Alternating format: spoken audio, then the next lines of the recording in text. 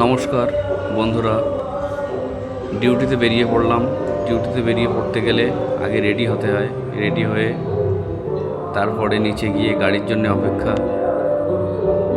ইউনিফর্মটা পরতে হয় ড্রেসিংভাবে, পারফিউম লাগিয়ে নিচে হেঁটে চলেছি। পিএসে গিয়ে অপেক্ষা করছি। এইটা মন্দির প্রণাম করে নিলাম, ঠাকুর প্রণাম করে বেরিয়ে পড়লাম। গাড়ির জন্য অপেক্ষা, বসে আছি সেটার নিচে। এই গাড়িটাতে যেতে হবে ডিউটি। গাড়ি চলে এসছে, গাড়িতে চড়ে বসেছি, চলেছি ডিউটি স্পটের দিকে।